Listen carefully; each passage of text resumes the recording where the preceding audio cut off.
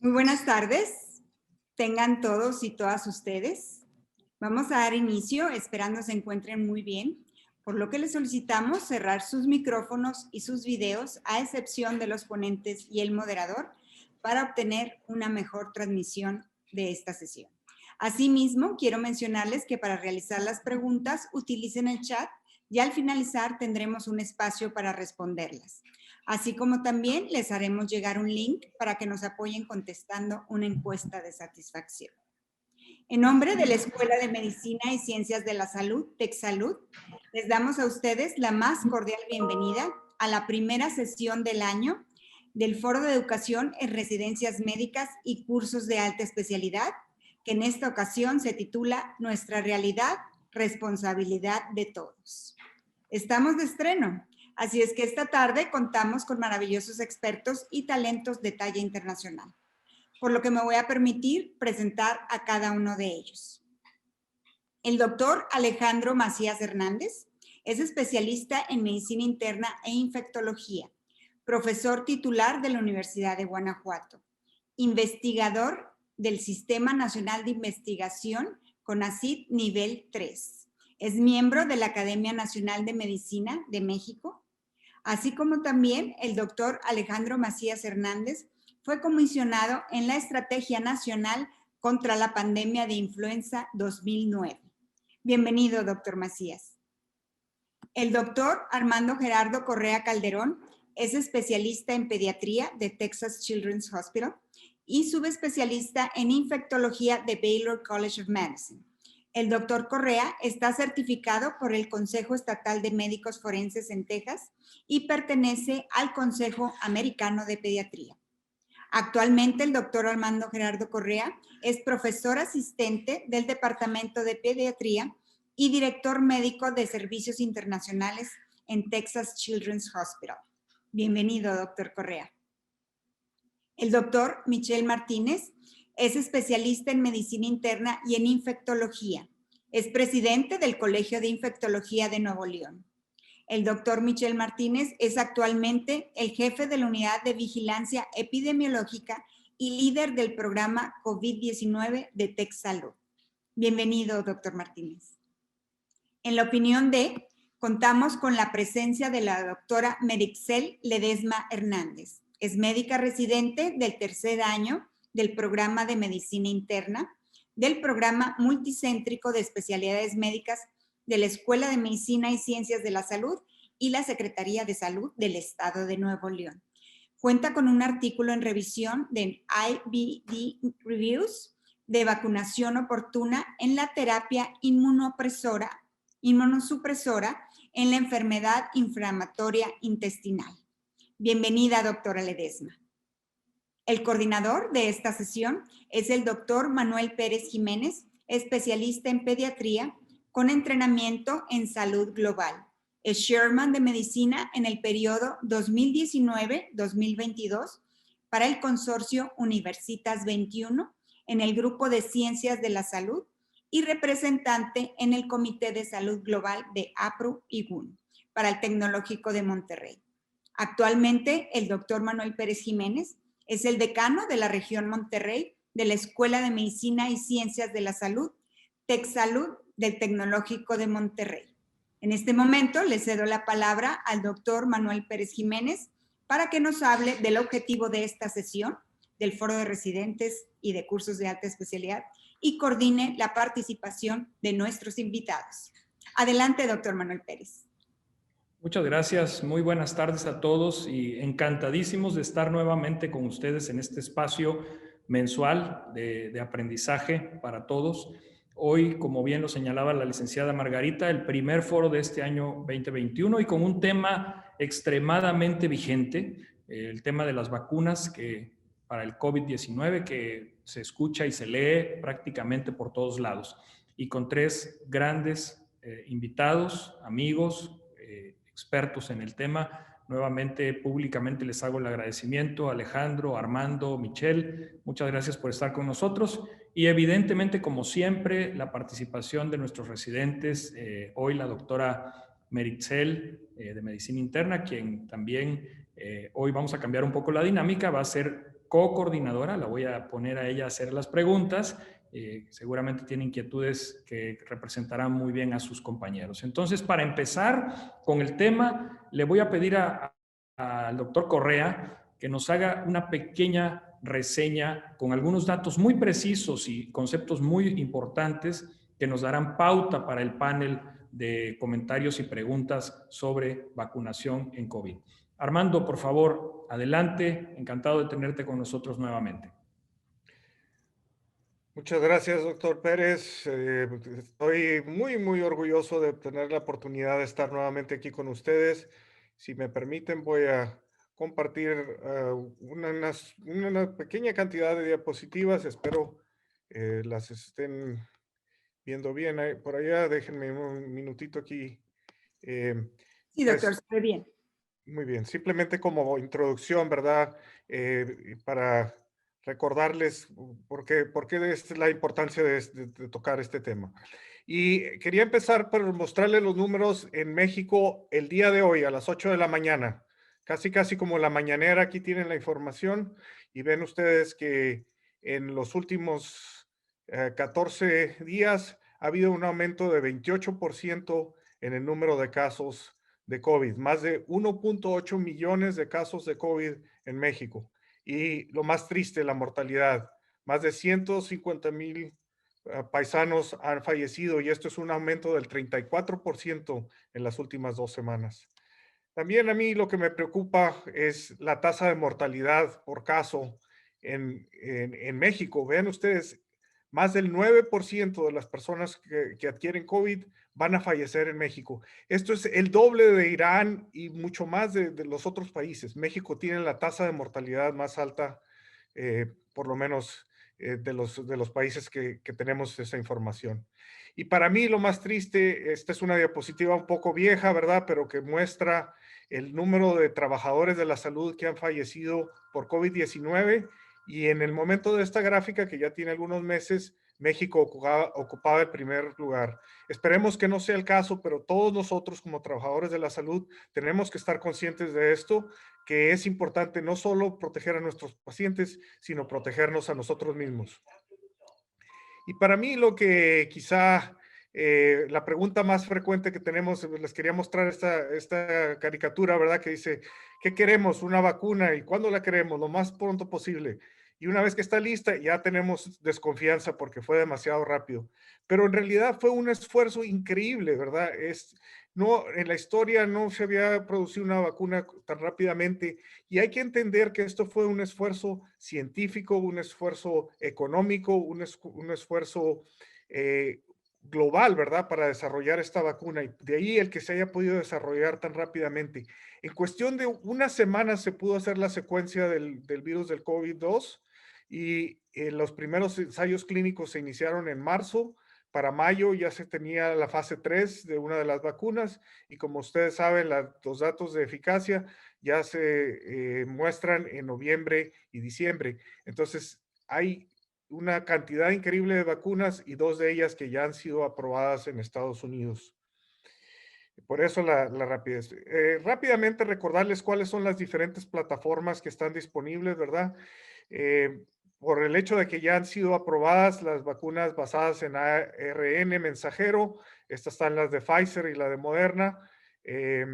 Las otras vacunas que le siguen muy cerca son las vacunas de vectores virales, que es la de AstraZeneca, la de Johnson Johnson, y mencionar la vacuna rusa, ¿verdad? Porque es muy posible que sea una de las que se distribuya en México, es también un vector viral. Y hay otras basadas en ADN, en subunidades, en virus inactivado, y aquí ven ustedes los nombres comerciales. No vamos a discutir todas ellas, pero sí mencionar rápidamente las de ARN mensajero. Básicamente es un código, ¿verdad? El ARN mensajero en una cápsula de lípidos, esa se inyecta, nuestras propias células hacen las espigas, las proteínas de las espigas, las cuales al liberarse a la circulación van a estimular el sistema inmune y vamos a tener respuesta. Entonces, no es virus vivo, no hay riesgo, es simplemente el ARN mensajero, el cual desaparece después de unas horas ya que haya mandado esa señal. Y esa es una nueva tecnología para vacunas infecciosas, pero es una tecnología que ha existido por más de 20 años para otros tratamientos. Similarmente, el de vector viral consiste en incluir ese código genético, pero en vez de una cápsula de lípidos es adentro de un virus inactivo, por ejemplo, un adenovirus.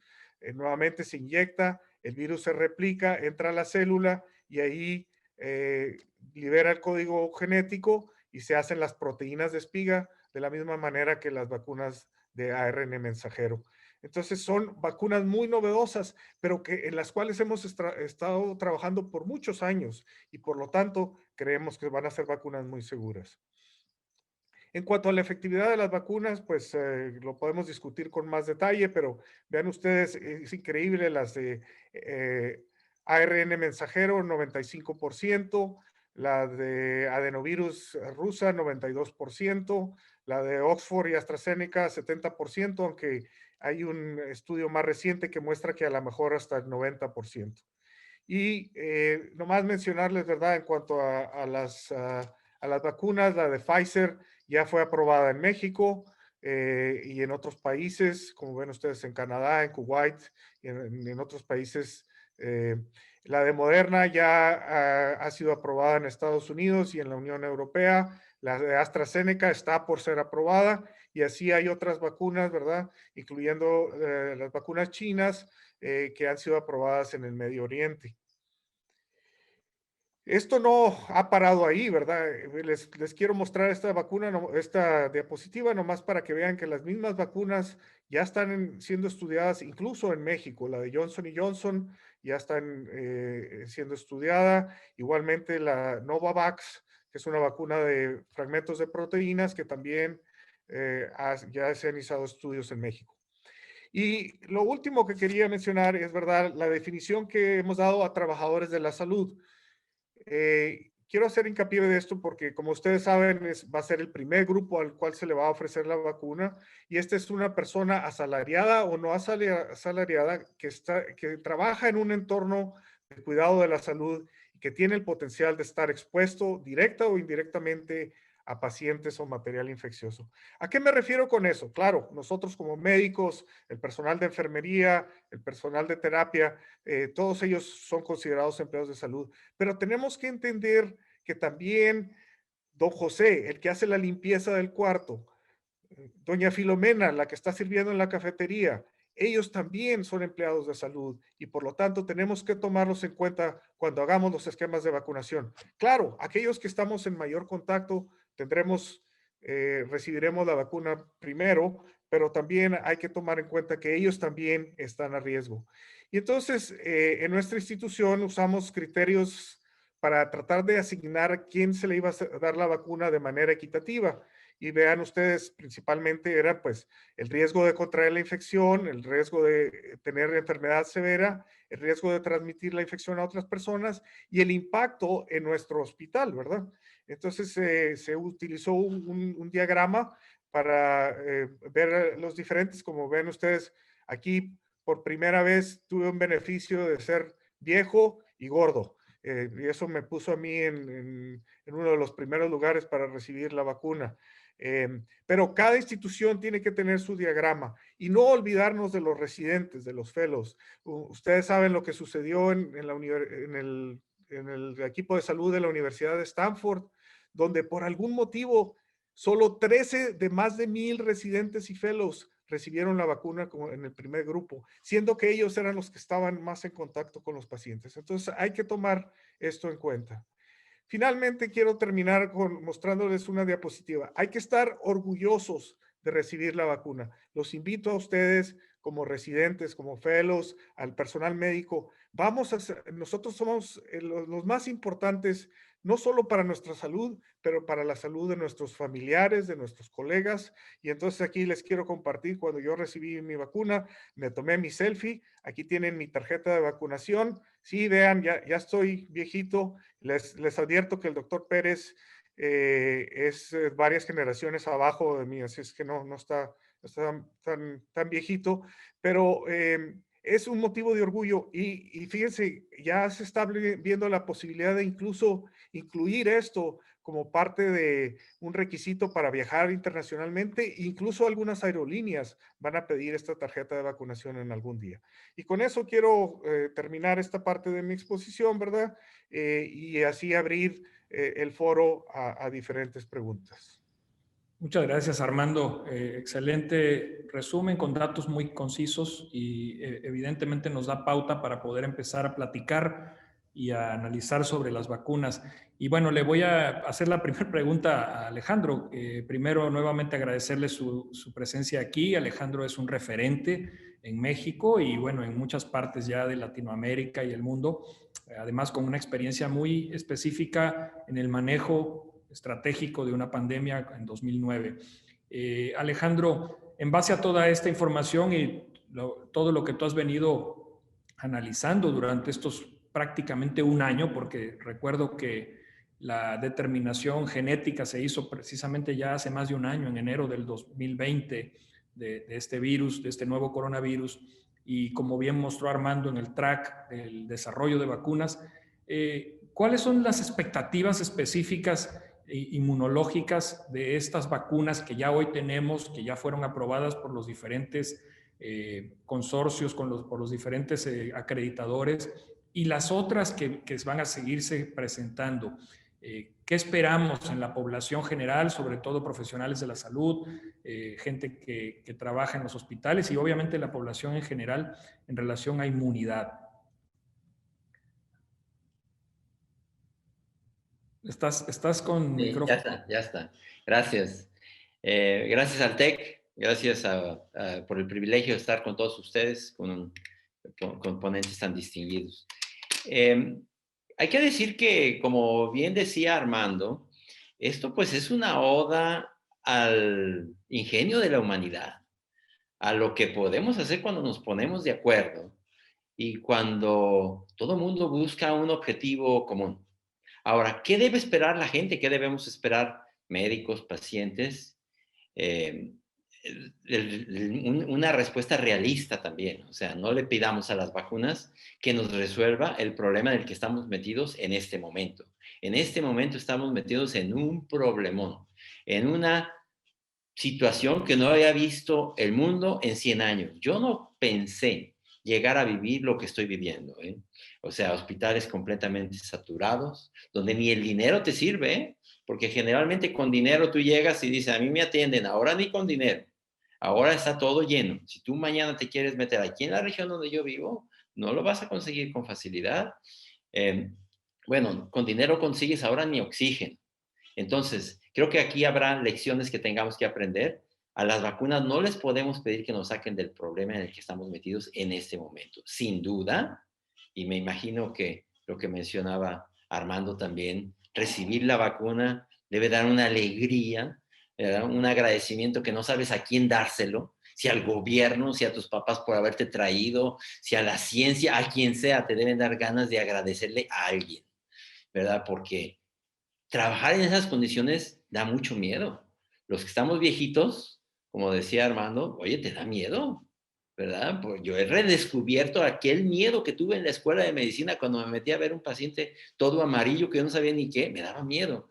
El conocimiento, los mecanismos de protección me fueron alivianando y yo ya no había vuelto a sentir el miedo que volví a sentir cuando ves a los pacientes muriéndose con pulmones completamente estropeados, blancos, te da miedo, dices, esto me puede pasar a mí. Entonces, sin duda, que para el personal de salud esto va a ser un bálsamo. El personal de salud es el primero que se tiene que vacunar, con las definiciones que nos mostraba ahorita Armando, o los que tengamos que ser, pero ese es el que urge primero por lo que necesitamos. Eso sí le podemos decir a la vacuna, pedírselo ya a la vacuna, por favor, al personal de salud que está atemorizado, cansado, primero a ellos.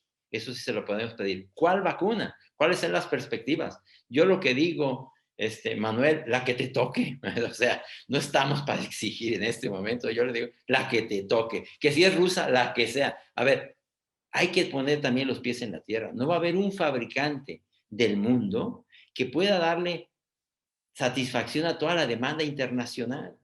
Si a mí me dices, ¿cuál escoges? No, pues en este momento yo escojo la de Pfizer porque es la que se ha puesto más y con la que hay más experiencia y una eficacia del 95%. Pero si esa no la tienes y ya pasó por un comité, porque con eso termino mi comentario para no hacerlo muy largo. Aquí en México hay ahora mismo un gran cuestionamiento sobre de que si el comité de nuevas moléculas le vamos a creer si autoriza la vacuna rusa. Porque no tenemos vacunas. Tenemos la de Pfizer que no está llegando y tenemos la de AstraZeneca que va a empezar a funcionar en abril. Y este hiato, esta brecha, ¿qué vamos a hacer? El gobierno está intentando traer la vacuna rusa, tiene que pasar por el Comité de Nuevas Moléculas y ya estamos diciendo, no, pero es que si el Comité de Nuevas Moléculas la acepta, pues es que se vendió el Comité de Nuevas Moléculas. Cuando es el mismo comité que ha autorizado la de Pfizer y la de AstraZeneca. Entonces, yo lo que digo es, vamos a tener que confiar en nuestras instituciones. Si nos gustan o no nos gustan, pues son las que tenemos, ¿verdad? Confiar en las instituciones, pedirle a las vacunas lo que nos puedan ofrecer, que recordemos que cuando todo esto empezó les pedíamos 50%. Ahora vemos vacunas que nos dicen 70% y le levantamos la ceja y no nos gusta. Porque también, como decía Armando, no, pues ahora no nos gusta porque fue muy rápido, ¿verdad? No, vamos a poner los pies en la tierra, vamos a pedir a las vacunas lo que nos pueden dar las vacunas y vamos a ponérnoslas en cuanto nos toque. Y a la gente hacerle ver eso, que se ponga por favor las vacunas. Por fortuna en México, con eso termino, tenemos gente que se deja vacunar, ¿eh? Yo creo que ese es el principal valor de México en relación con la vacunación. Gente abierta a vacunarse, gente que, inclusive sobre gente que tiene doctorados y lo que quieras, la gente se deja vacunar. La gente en la calle le pones un puesto de vacunación, hace filas para vacunarse. Entonces yo no tengo duda que eso lo va a poner a hacer México, que tiene una gran historia de vacunación. Ese es mi comentario, gracias. Muchas gracias, Alejandro. Realmente has tocado puntos álgidos y muy relevantes en el tema de vacunación que tiene siglos, ¿verdad? O décadas, por lo menos, de efectividad. Siempre nosotros acá en la pediatría decimos que es la acción de salud pública, de prevención de enfermedades infecciosas más contundente que tiene la humanidad. Entonces, creo que has tocado puntos muy importantes. Y me voy a pasar con esta siguiente pregunta y yo sé que Meritxell ya está preparando otras para hacérselas a Michelle. Michelle, en el contexto estratégico, ¿verdad? Ya vimos el número importante de vacunas que están en desarrollo, las que se han aprobado, las que aún todavía no, las que están en fase 2, fase 3, las que se han podido adquirir a través de los gobiernos. Sobre todo me gustaría que nos platicaras un poquito el rol de estas empresas de biotecnología en conjunto con los grandes grupos farmacéuticos de vacunación y finalmente las pequeñas diferencias que hay entre unas y otras para que nuestros alumnos, profesores y público en general entiendan un poquito más de por qué la estrategia de vacunación se ha diseñado de esta manera a través desde la OMS hasta los gobiernos de los diferentes países y los acreditadores, las instituciones que regulan la aplicación de estas vacunas. Adelante, Michelle, y gracias por estar aquí otra vez.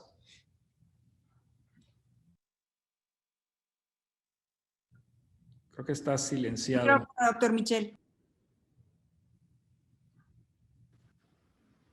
¿Me escuchan? Adelante, ahí estás bien. Perfecto. Creo que la lección más importante que nos deja COVID-19, reiterando lo que mencionó el doctor Armando, el doctor Alejandro, es la colaboración. Nunca se había visto este grado de colaboración, donde desde organismos internacionales como la OMS, universidades como Oxford y gobiernos, la operación Warp Speed en Estados Unidos, por ejemplo, han puesto la generación de estas vacunas en un proceso menor a un año. Y esto también abrió la plataforma de una nueva tecnología, la RNA mensajero, que anteriormente no teníamos disponible a manera de población abierta. Ya había experiencia de RNA mensajero contra otros virus, rabia, por ejemplo, Zika. De hecho, una de las compañías de origen alemán ya había trabajado con esto. ¿Y qué ventajas da este tipo de tecnología? Que puede estar a la par de la aparición de nuevas variantes, como estas que nos preocupan ahora, la que se escucha en Reino Unido, la B117, Sudáfrica, la brasileña. Y finalmente es tener una opción más allá de las tradicionales, como era la de vector viral o la de virus vivos atenuados. Entonces, yo creo que esta colaboración es muy importante y también reconocer y confiar en las autoridades con la aprobación de las vacunas. Y yo me acuerdo muy bien, el doctor Macías mencionaba allá por los meses de verano que una vacuna con una efectividad del 50 obligaba a cubrir alrededor del 90% de la población. Con vacunas en un rango entre 70 y 90, el porcentaje, el objetivo a vacunar a la población va a ser mucho menor. Pero sí, ahora viene la parte logística de la aplicación, y ese creo que es el cuello de botella, al menos en México. El gobierno no puede centralizar la aplicación de las vacunas. Tiene que haber también una colaboración con la iniciativa privada, con instituciones académicas que pongan al servicio del gobierno la logística desde los ultracongeladores, los módulos de vacunación, etcétera, para poder acelerar. Tenemos que subir, en el mejor día en México de vacunación, se pudieron aplicar alrededor de 94 mil dosis. Tenemos que llevar esa cifra a algo cercano a 400,000 o 500,000 dosis diarias. Y el ejemplo de lo que se puede lograr con esto lo estamos viendo, por ejemplo, en Israel, donde han vacunado a más del 35% de su población, y aunque no ha impactado en el número de casos detectados, ya comienzan a haber un impacto en el número de hospitalizados y de muertes asociadas a COVID-19. Entonces yo creo que la vacuna es el camino, pero no va a ser el único. Las medidas de distanciamiento, de uso de cubrebocas, son medidas que deben de quedarse, porque yo creo que en el verano, por ejemplo, vimos una disminución de las diarreas infecciosas, por ejemplo, y yo les preguntaría a todos, ¿han conocido a alguien que haya tenido influenza en esta temporada invernal? Nosotros no hemos detectado un solo caso de influenza hospitalizado. Todo es COVID-19.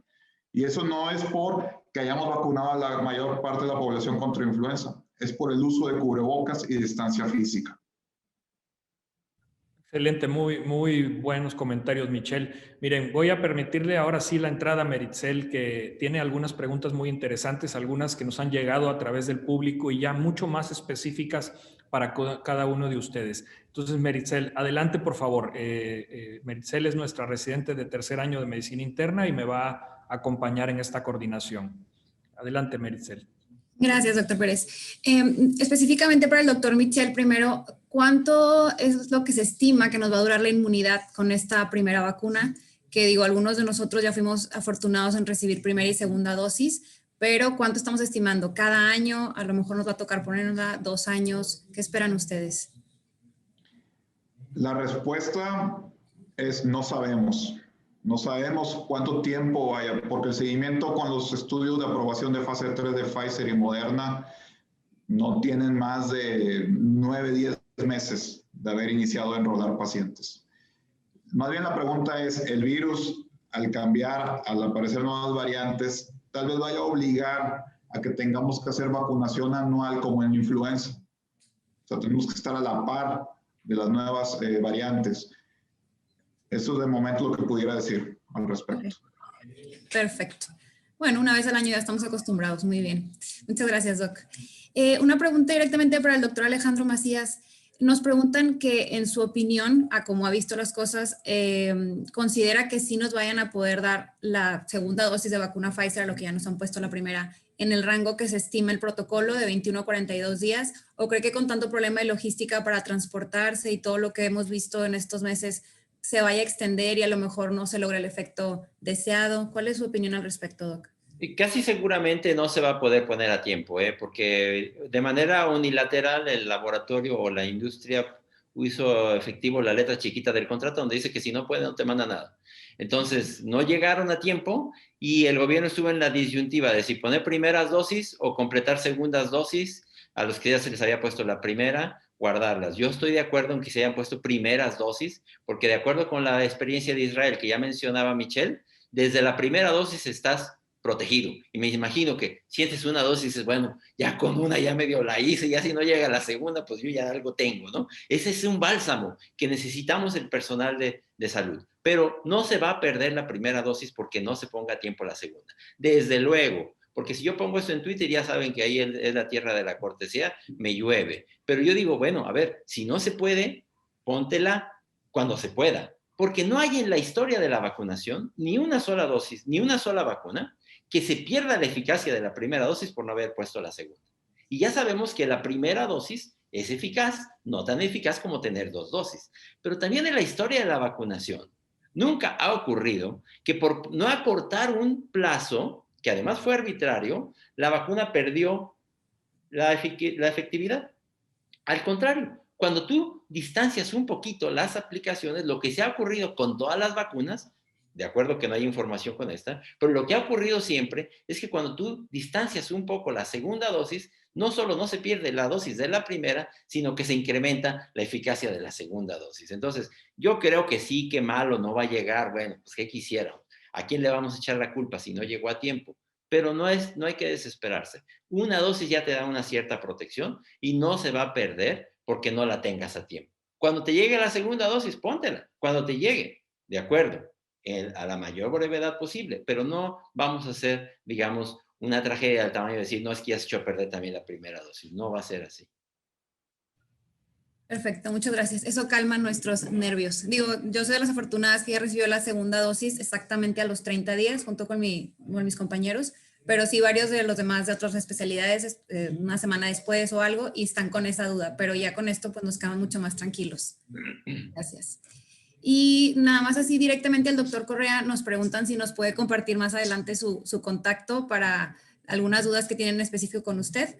Y otra pregunta que tienen para todos ustedes es, ¿qué opinan de irse a vacunar a Estados Unidos? Ya en que algunas personas incluso ya se están cruzando ahorita, aquellos que tienen carta de médico o cualquier razón para poder cruzar la frontera y están yendo a vacunarse. ¿Qué opinan ustedes sobre esto? Pues están en su derecho, yo digo, si pueden y si los quieren vacunar, pues yo lo haría, pero no sé, a lo mejor Armando tiene más experiencia si los van a vacunar, no los van a vacunar, porque hasta donde sea no te están pidiendo el comprobante de domicilio, pero a ver, no sé, eso. Pues sí, digo, es un buen punto, ¿verdad? Ya decía el doctor Michel anteriormente que ahorita, lamentablemente, esta es una situación donde el dinero no puede comprar tratamiento o mejor hospital. Pues quizá el dinero puede comprar la vacuna en el sentido de que puede hacerlos llegar a un lugar donde se esté dando la vacuna. Pero la realidad es que todavía en Estados Unidos estamos todavía en una fase muy temprana donde se está limitando mucho la vacuna para aquellos que están en trabajo médico, ¿verdad? O para personas mayores de 65 años. Y aún así ellos están teniendo dificultades. Han visto ustedes en la televisión líneas de 4 o 5 kilómetros esperando 4 o 5 horas para recibir la vacuna. Entonces no es ninguna garantía. Claro, esta es la idea, este es un esfuerzo global que la idea es que sea una vacuna universal y afortunadamente el cambio de gobierno en la Casa Blanca ha permitido que por lo menos haya un poco de apertura a dar la vacuna a personas que no son ciudadanos o que no tienen residencia en Estados Unidos. Pero sería iluso de mí decirles, sí, vénganse para acá, porque yo, por ejemplo, no he podido obtenerla ni para mi esposa, ni para mis hijos, y ya todos son mayores de edad. Por lo mismo, o sea, no, sí hay varios millones de dosis que se han dado, pero todavía vamos muy atrasados. Entonces, es una opción, pero no les garantiza, el hecho de poder venir a una ciudad como Houston o San Antonio, no les garantiza que la van a recibir. Y bueno, yo creo que para México el turismo de vacuna no es una opción, es algo a lo cual van a tener acceso menos del 1% de la población en nuestro país. Y en Estados Unidos también varía mucho de estado en estado. Por ejemplo, Florida se ha puesto más estricto en cuanto a los criterios para tener acceso a la vacuna.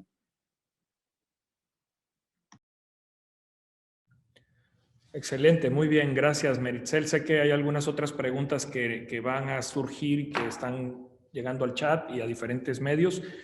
Yo le quiero preguntar un poco a Armando, regresando con Armando en esta estrategia, lo mencionaba un poco al final del comentario anterior, la estrategia en Estados Unidos. Aquí en México hemos hablado mucho que todavía es un control federal a través del gobierno. Recientemente nuestro presidente declaró que se va a poder adquirir vacuna a través de gobiernos estatales, de instituciones privadas, etcétera. ¿Cuáles son las diferencias puntuales con la estrategia en los Estados Unidos? Sobre todo teniendo un cambio hace menos de una semana o prácticamente una semana en la presidencia y evidentemente con las diferencias sociales, económicas, migratorias que los Estados Unidos tiene. ¿Cuál es tu visión, tu proyección, Armando, para las siguientes semanas y meses en términos de la vacunación en los Estados Unidos? Yo creo que lo importante de mencionar es que tiene que ser un esfuerzo coordinado desde la parte del gobierno federal hasta los gobiernos estatales y locales. El problema que hubo aquí en Estados Unidos es que el gobierno federal como que se lavó las manos, ¿verdad? Dijo, sí, tenemos tantas vacunas y les vamos a mandar esto, pero ustedes decidan individualmente. Y entonces no hubo una coordinación, un esfuerzo o una guía de nivel federal para lograr la vacunación de manera efectiva. Y ustedes han visto, hay lugares donde menos del 5% de las vacunas que han recibido las han podido aplicar, por lo mismo, faltó coordinación. Por otro lado, también es importante que no todo sea centralizado, ¿verdad? El permitir también que cada estado haga estado y su localidad, dependiendo de las cosas muy exclusivas de esa comunidad, ¿verdad? No vamos a utilizar la misma estrategia en la Sierra de Chihuahua, donde puede tardar hasta 12 horas en llegar la vacuna, a una ciudad como la Ciudad de México, donde pues por lo menos hay disponibilidad de muchos de estos supercongeladores. Entonces, tiene que ser un esfuerzo coordinado, pero tiene que ser una combinación federal, estatal y local. Y eso es lo que faltó. Esperemos que ahora que entró este nuevo gobierno en Estados Unidos, pues ya se han puesto el cinturón y han tratado de mejorar eso. Entonces, la idea es que de pasar de 200,000 vacunas al día, ya están hablando de 1 millón al día y así por lo menos alcanzar una cobertura del 50%. Sí, muy bien. Y algo mencionaba muy referente a esto, Michelle, en algunos de sus comentarios previos. Alejandro, algo similar está pasando en México, ¿no? Porque de alguna forma también entiendo que el principal problema es no tener suficiente vacuna. Y tú lo decías, no hay un productor, no hay una empresa, no hay que nos vaya a abastecer de vacunas ante la necesidad global que se tiene. ¿Cómo sería esa estrategia? Tú que tienes esta experiencia tan buena de haber participado en aquella pandemia del 2009 y donde realmente México fue felicitado en forma internacional del manejo. ¿Cuál sería la mejor estrategia para esta vacunación de nosotros con los atenuantes que ya hemos platicado, verdad? Sí, mira, desde luego que yo creo que a nivel federal es donde se tienen los contratos. Y los contratos, por cierto, porque ahora que se está cuestionando cómo están haciendo los contratos en México y fuera de México se tuvieron que hacer de riesgo, ¿eh? O sea, tú contratas una vacuna inclusive antes de que esté autorizada, ¿eh? Porque también se ha cuestionado eso. Ya la están comprando, todavía no la autoriza COFEPRIS. Es que así es. Es más, aquí ya no es una cuestión de dinero. Yo te sé decir que aquí, por ejemplo, en el estado de Guanajuato, donde yo vivo, el gobierno no ha escatimado dinero, se le ha metido todo lo que se ha podido y hay un dinero que es cuantioso para comprar vacunas, no más que a quién se la compramos. Te dicen sí, cómo no, a ver, se la vendemos, su primera entrega es para septiembre de 2022. Y dices, bueno, pues entonces me tengo que ir con la que tiene la federación, no es una cuestión de dinero. Tenemos en este momento hospitalizado en México al hombre más rico de México. Ni modo que no tuviera dinero para comprar una vacuna. pero no es una cuestión de dinero en este momento, ni para las personas ni para los gobiernos. Yo creo que aquí lo que nos queda es, ok, los estados que quieran y puedan hacer su negociación, que no va a ser fácil, pero no la van a tener para mañana. O sea, la negociación que puedan tener, ¿acaso van a tener vacuna negociada para de aquí en varios meses en adelante? Lo que nos queda a las personas y a las instituciones, pues es acceder a la vacuna que tiene contratada en este momento el gobierno federal, que ojalá, a ver, se supone que iban a llegar de aquí a abril 5 millones de dosis de Pfizer, que no van a llegar, probablemente lleguen nada más alrededor de 3. Pero había un puente de aquí a abril, porque en México se va a empezar a producir la vacuna de AstraZeneca en grandes cantidades. México tiene un contrato de riesgo ahí de 70 millones que van a empezar a circular a partir de finales de marzo, principios de abril. Ya está en México el primer millón envasándose. Pero en este hiato teníamos nada más la vacuna de Pfizer, que ahora sabemos que no vamos a tener. Lo que está buscando en este momento el gobierno federal es un sustituto para esa, o un complemento para esa vacuna de Pfizer, para que nos alcance para cuando podamos tener ya esa vacunación masiva con la de AstraZeneca a partir de abril. ¿Cuál va a ser? Pues si va a ser la rusa, si va a ser la china, no sé, la que sea autorizada por una institución de gobierno, como es la COFEPRIS, que para eso está, y el Comité de Nuevas Moléculas, vamos a poner la que tengamos. Y si sobre de eso hay particulares o hay gobiernos de los estados que puedan hacer negociaciones y tener vacunas antes, pues que lo hagan, pero no creo que vaya a ser así, porque tampoco se puede permitir. Yo he sido muy crítico de las acciones de gobierno, pero tampoco le podemos decir a la gente o a los particulares, vaya usted al país que usted quiera, compre la vacuna que usted quiera, véngala y póngala. No se puede, porque así vamos a acabar poniendo vacunas que no son o productos milagro. Entonces tiene que haber un reglamento, tenemos que apegarnos a las instituciones que tenemos, y ahí sí, que la compre el que pueda. El problema es que, insisto, en estos momentos, simple y sencillamente, no hay capacidad de los productores para surtir la demanda que está habiendo en todo el mundo. Sí, sin duda, tienes toda la razón y creo que eso la gente lo tiene que entender porque hoy día tenemos información por todos lados, en los medios, en las redes sociales y prácticamente damos por hecho lo que leemos sin tener ese escrutinio, ese criterio de discriminación que bien nos mencionas. Michelle, un poco sobre esta vacuna de AstraZeneca. Me gustaría que nos comentaras las ventajas y desventajas. Por ahí ya hay publicaciones del Reino Unido, de otros países, de algunas características que han podido medir y que obviamente hay diferencias con la de Pfizer que ya nos llegó y con las de Moderna que se han aplicado en los Estados Unidos y en otros países, etcétera. Un poquito sobre la información específica de esta vacuna de AstraZeneca. Es una vacuna, la compañía AstraZeneca se aventura por primera vez en el rubro de las vacunas y lo hizo apoyado de la mano de la Universidad de Oxford, una universidad con prestigio en el Reino Unido. Es una buena vacuna. Se estima que la eficacia va a estar por encima de 85-90%, más allá del 70% primeramente anunciado, y tiene dos ventajas importantísimas. Número uno, el precio. Estamos hablando de 4 a 5 dólares contra 40 dólares el proceso de 2 vacunas o 2 dosis para cada uno de los vacunados. Que la producción puede llevarse a cabo de forma masiva.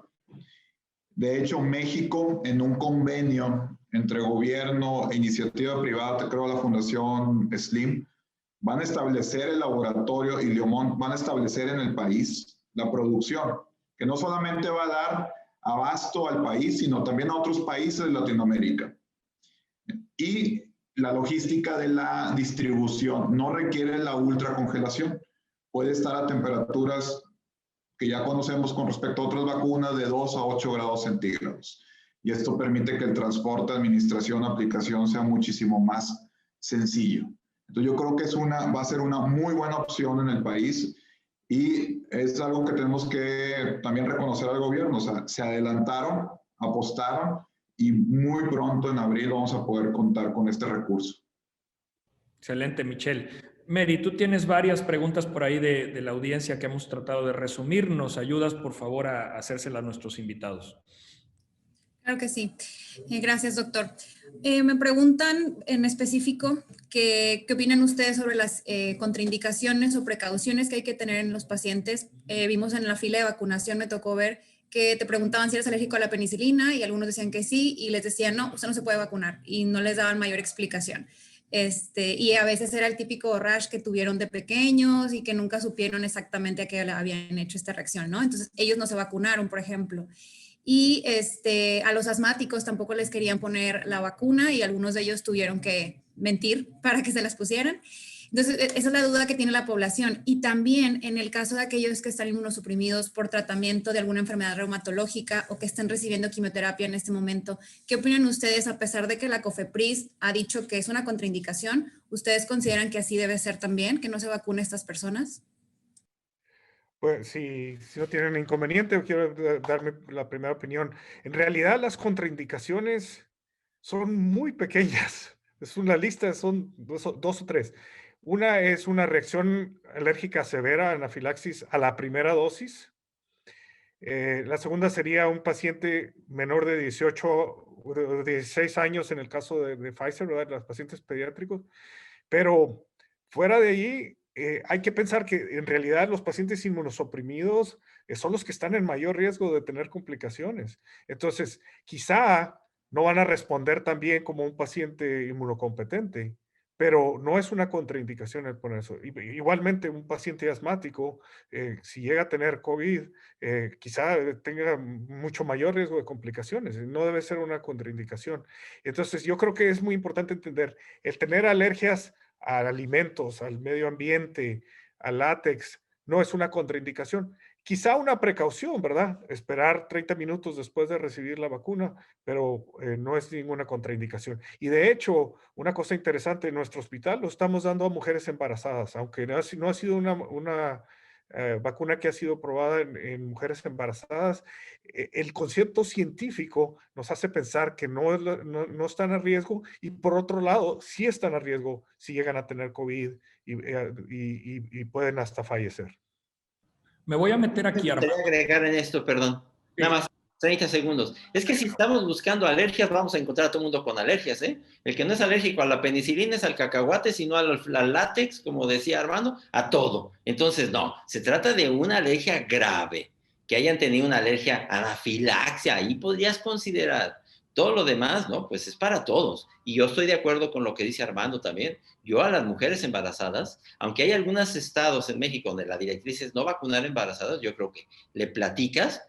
En este momento la causa número 1 de muerte materna en México puede ser COVID-19. Es un riesgo muy visible, muy real contra un riesgo potencial muy bajo. Yo creo que las mujeres embarazadas también, platicando con ellas, hay que vacunarlas. Gracias, Alejandro. Me voy a meter rápido antes de que Maitzel les haga las siguientes preguntas, porque quiero que Armando, en su experiencia, nos diga por qué no a los menores de 16.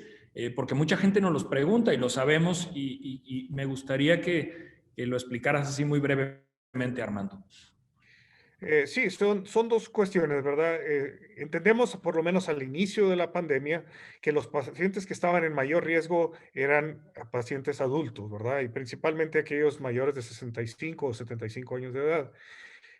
Cuando se evalúa una vacuna, se evalúa inicialmente en adultos. Entonces, los estudios clínicos se decidió no incluir a pacientes pediátricos porque los que estimábamos en mayor riesgo eran los adultos, ¿verdad? Sí, la vacuna de Pfizer tuvo algunos pacientes, algunos menores de 18 años, entre 16 y 18 años. Y entonces ahora el siguiente paso es iniciar la evaluación en el paciente pediátrico. Ya se están haciendo el grupo de 12 a 16 y así subsecuentemente se van a tomar los diferentes grupos de edad, pero va a tardar tiempo y eso es uno de los requisitos. Cuando hablamos de vacunas pediátricas, pues los niños responden de manera diferente o pueden responder de manera diferente a las vacunas, entonces tenemos que hacer primero los ensayos clínicos para poderla probar en niños. No es que no queramos que lo reciban, el objetivo, obviamente, si queremos cubrir a 65 a 70% de la población para tener inmunidad de grupo, inmunidad de rebaño, tenemos que eventualmente incluir a los niños, pero hay que esperar a que esos estudios estén y que esos estudios nos muestren que es una vacuna eficaz y segura. De acuerdo, como pasó con papiloma en un inicio que no llegaba a mayores de 29 años, etcétera. Muy bien, Meritxell, adelante con las siguientes preguntas, por favor. Preguntan también varias personas si se puede combinar vacunas, o sea, que hayan recibido la primera dosis de Pfizer y que por disponibilidad después solo tengan la de AstraZeneca o la Sputnik, que si se pueden esperar cierto tiempo a ponerse otra, se vuelve a empezar el esquema o ya tienen protección. ¿Qué es la recomendación en estos casos? Yo digo que no hay experiencia, pero eventualmente yo creo que se va a tener que hacer cuando resulta que muchos quedaron volando algunas dosis. Yo no veo por qué pudiera ser contraindicación, pero aquí y ahora la indicación es, te vas a revacunar con la que te tocó, ¿verdad? Ya después se verá si se podrán hacer esquemas de revacunación. Y ahora, pues hay indicios de que algunas compañías podrán estar inclusive pensando si combinan su vacuna con la de otro productor, probablemente tengan mejores resultados. Eso estará por verse. Muy bien, muchas gracias, doctor. Y otra pregunta que hacen es, ¿hay alguna recomendación sobre no utilizar analgésicos en los días perivacunación para evitar atenuar la dosis, ya que la mayoría de las personas quieren evitarse el dolor de cabeza, la fiebrecita o febrícula que pueden tener después de aplicarla? ¿Y cuál es la recomendación para darles a todos ellos? Bueno, muchas sociedades, sobre todo pediátricas, recomiendan no dar ibuprofeno, no dar paracetamol en los niños. Y yo creo que lo mismo debería aplicar. Cosa muy distinta, si en las siguientes 24 o 36 horas tienes alguna molestia considerable, que sería dolor de cabeza, dolor en el sitio de aplicación de la vacuna, dolor muscular generalizado, tomar un paracetamol. No pasa nada. Muy bien, perfecto. Me voy a quedar con Michelle, Meritxell, porque quiero que Michelle nos platique un poquito. Miren, la población en general está en acceso a redes sociales, medios, etcétera, y todo el mundo habla ya de la de Pfizer, de la de AstraZeneca, de Moderna, evidentemente de las chinas, la rusa. Pero ¿qué hay de esas otras vacunas que están en desarrollo, Johnson & Johnson y muchas otras? Y precisamente porque mucha gente aquí en Nuevo León y en el país nos ha preguntado por CureVac, y ayer hubo un anuncio de la llegada de la vacuna gracias a esta relación con gobierno federal. ¿Cuál es esa diferencia, Michelle, tú que estás hoy día liderando este protocolo de inclusión, cuando una persona tiene que entrar a un protocolo de una vacuna? ¿Cuáles son los perfiles y las restricciones?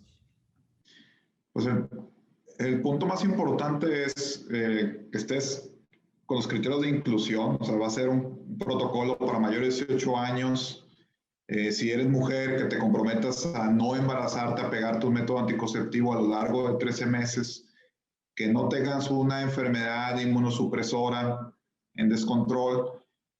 Pero lo más importante, el compromiso de que una vez en el protocolo te apegues al protocolo, no nada de que te apliques la vacuna o el placebo y si te ofrecen a los 2 o 3 meses alguna otra vacuna, te la apliques. Este protocolo tiene una ventaja a los que reciban placebo. Después de hacer un análisis a mitad del estudio, si se demuestra la eficacia, se puede llegar a abrir el estudio y a los que estuvieron en brazo placebo se les ofrecerá la vacuna. Lo mismo pasó con Pfizer y Moderna, que cerraron antes o hicieron un corte antes de lo esperado en sus estudios porque vieron que el brazo de vacuna había mucho menos casos y lo más importante, los que a pesar de estar vacunados se contagiaron, no fueron a parar a un hospital. Excelente. Nos quedan un par de minutos para poder cerrar la sesión. Lamentablemente el tiempo se vuela y pudiéramos hablar mucho tiempo y con las excelentes opiniones que nos han dado. Meritxell, ¿tú tienes por ahí 2 preguntas más? ¿Hacemos, por favor? Sí, gracias, doctor. Esta sí es específicamente de nuestras dudas como residentes que estamos en la primera línea de batalla. ¿Cómo estiman que sea la incidencia de los casos en este año 2021? Que ya viene marzo, cambiamos de año y no sabemos si nos va a tocar estar 100% COVID como hemos estado ahorita en Hospital Metropolitano, Hospital San José, o ya hay un poquito de esperanza de decir, bueno, vamos a tratar de estar en nuestras rotaciones habituales ahora que se están vacunando, o que ya como se enfermó muchísima población, las cosas vayan a cambiar. ¿Qué estiman ustedes que va a ser pues la evolución de este año para estar preparados, hacernos a la idea de qué nos va a tocar vivir en nuestro año de residencia? Pero yo creo que todavía va a ser un enero, febrero, principio de marzo muy difícil. Yo estimo que para este momento ya por lo menos el 30% de la población mexicana se ha infectado. Súmale un 10% de manera muy conservadora que puedan ser naturalmente ya resistentes a la infección por lo que se ha visto ya en los estudios, y estaremos llegando ya por ahí, yo espero, de abril, más o menos a un 40-45% de la población ya inmune. Eso con un poquito de vacunación más que le metamos, yo creo que ya para el segundo semestre vamos a poder volver a una cierta normalidad. Pero no esperen una normalidad para este primer semestre. Yo creo que ya para el segundo semestre, con vacuna y sin vacuna, vamos a volver a una cierta normalidad porque ya va a haber mucha gente inmune. Y si podemos escalar la vacunación muy rápido, como lo ha hecho México en ocasiones anteriores, bueno, pues ya para junio estaremos cantando otras canciones. Pero de aquí entonces, en el fútbol vamos en el minuto 45 o 50. Muy bien. Ok, doctor, muchas gracias. Y sobre el uso del EPP, ¿consideran que vamos a tener que seguirlo utilizando así completo? Ya ven que poco a poco hemos ido quitando que un par de guantes, que si la bata. ¿Cómo creen que vamos a continuar? O a lo mejor ya con puro N95 y careta. No. Es lo que yo he hecho desde un principio. Yo creo que ya hay que irlo bajando, porque también eso consume demasiado recurso a los hospitales y es recurso, dinero que se puede aplicar en más pruebas diagnósticas, más acceso a medicamentos, etc. Totalmente de acuerdo. Ok. Excelente. Estamos prácticamente por cerrar. Yo le preguntaría a quien quiera contestarme una última cosa. Medir anticuerpos en los vacunados después de 1 o 2 dosis. ¿Es recomendable? ¿Es conveniente? ¿Se debe hacer? ¿No se debe hacer? ¿Cuál es la conducta? Yo creo que no, pero no sé. Armando, Michelle. No, de igual forma, tampoco. Muy bien. A nosotros nos dieron la opción de medir los anticuerpos. Inicialmente pensaron que iba a ser muy poco. El costo es un costo muy alto y en realidad no ayuda. No ayuda no va a cambiar lo que estamos haciendo. Entonces, inicialmente nos lo ofrecieron y decidieron quitarlo. Entonces ya no lo estamos haciendo. Sí, porque recordar que no todo es inmunidad a través de anticuerpos, o sea, también hay la inmunidad celular, que esa no la podemos medir comercialmente, por así decirlo.